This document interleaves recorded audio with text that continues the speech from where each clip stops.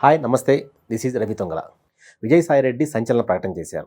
సంచలన ప్రకటన చేసిన తర్వాత ఇవాళ ఢిల్లీలో కూడా మాట్లాడారు. మాట్లాడి ఆయన ఏమన్నారంటే, నేను ఎవరి ప్రోద్బలంతోనూ, ఎవ్వరి బెదిరింపులతోనూ రాజీనామా చేయట్లేదు. నా అంతట నేనే స్వచ్ఛందంగా రాజీనామా చేస్తున్నా అని చెప్పారు.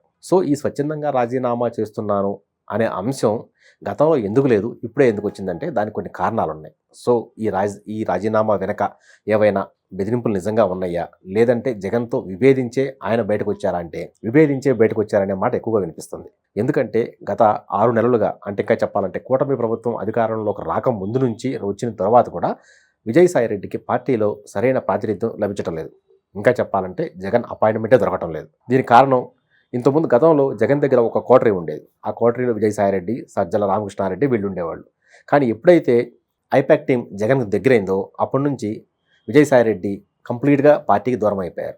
ఆయన దూరం అవ్వడే కాకుండా ఆయన మీద కేసులు, మొన్న కాకినాడ డీప్ పోర్ట్ సంగతి తెలిసిందే. కాకినాడ డీప్ పోర్ట్లో ఆయన బెదిరించి, ఆయన వర్గం అంతా బెదిరించి ఆయన దగ్గర నుంచి కాకినాడ డీప్ పోర్ట్ వాళ్ళ దగ్గర నుంచి వాటాలు రాయించుకున్నారని అనే ఆరోపణలు కూడా బాగా వచ్చినాయి. ఈ ఆరోపణల నేపథ్యంలో ఈడీ కూడా ఆయన ప్రశ్నించింది.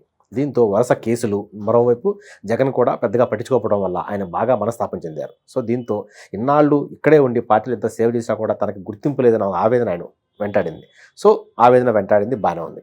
అక్కడి నుంచి బయటికి వెళ్ళిపోదాం, ఏ పార్టీకి వెళ్దాం, ఏ పార్టీ చేర్చుకుంటుంది. ఎందుకంటే ఈయన పైన ఉన్న అవినీతి ఆరోపణలు చాలా ఉన్నాయి. జగన్ అవినీతి ఆరోపణల కేసులో ఈయన జైలు కూడా వెళ్ళిచ్చారు. నిందితుడిగా ఉన్న 16 నెలలు జైలు శిక్ష అనుభవించారు. ఇక మొన్న కాకినాడ కేసు అట్లాగే ఉంది, అందులో ఈడీ కూడా ప్రశ్నించింది. ఇలాంటి నేపథ్యంలో ఆయన్ని ఇప్పుడు టీడీపీ చేర్చుకునే ప్రసక్తే లేదు, అలాగని జనసేన కూడా చేర్చుకునే ప్రసక్తే లేదు. కాబట్టి ఇప్పుడని బీజేపీకి వెళ్దామంటే బీజేపీకి కూడా గేట్స్ ఓపెన్ లేవు. అందుకని ఆయన కంప్లీట్గా రాజకీయాల నుంచి తప్పుకొని ఇప్పుడు బయట నుంచి బీజేపీకి సపోర్ట్ చేసే ఆలోచనలో ఉన్నారు. అందుకోసమే గతంలో ఒకసారి ఆయన ప్రకటించారు, త్వరలో రాబోయే రోజుల్లో ఒక పేపరు, ఒక టీవీ ఛానల్ పెడతాము అంటున్నారు. దీనికి సంబంధించి అందులో ఆ ప్రణాళికల్లో భాగంగానే విజయసాయిరెడ్డి ఇప్పుడు వైసీపీని కాదని సొంతంగా బయటకు వచ్చేసి ఇప్పుడు పేపరు, ఒక టీవీ ఛానల్ పెట్టాలని ప్లాన్ చేస్తున్నారట. ఇంకా చెప్పాలంటే ఇంకొక 1 or 2 monthsలో అఫీషియల్ అనౌన్స్మెంట్ కూడా రావచ్చు. ఇప్పుడు ఆల్రెడీ వైసీపీలో ఉన్న వ్యక్తి పేపరు, టీవీ ఛానల్ పెడితే అది వైసీపీకి ప్లస్ ఆల్రెడీ సాక్షి ఉంది కాబట్టి వాళ్ళకి ఇబ్బంది. కాబట్టి ఆ ఒక్క ఉద్దేశంతోనే ఆయన బయటకు వచ్చేసి ఇప్పుడు సొంతంగా పెట్టబోతున్నారు. పార్టీ నుంచి బయటకు వచ్చిన తర్వాత సొంతంగా ఏ కార్యకలాపాలు చేసుకున్నా ఎవరికి ఇబ్బంది ఉండదు. అందుకనే బయట నుంచి బీజేపీ సపోర్ట్ చేద్దామని ఆయన ప్లాన్ చేస్తున్నారు. మరి బీజేపీకి ఎందుకు సపోర్ట్? ఎందుకంటే ఈయన మీద ఉన్న కేసులు మొత్తాన్ని కొన్నాళ్ళు ఆగాలన్నా, ఈడీ రైట్స్, సిబిఐ దాడులు ఇవన్నీ ఆగాలన్నా ఆయనకి బీజేపీ వాళ్ళ మద్దతు తప్పనిసరి.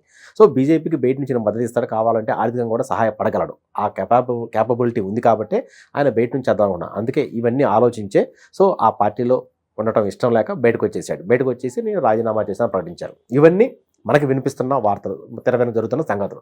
మరి ఇవే అంశమా, లేకపోతే రాబోయే రోజుల్లో ఇంకా ఏమైనా ఉన్నాయా, ఇంకా రాబోయే రోజుల్లో ఏదైనా విజయసాయిరెడ్డి సంచలన ప్రకటన చేస్తారా అనేది మాత్రం వెయిట్ అండ్ సీ.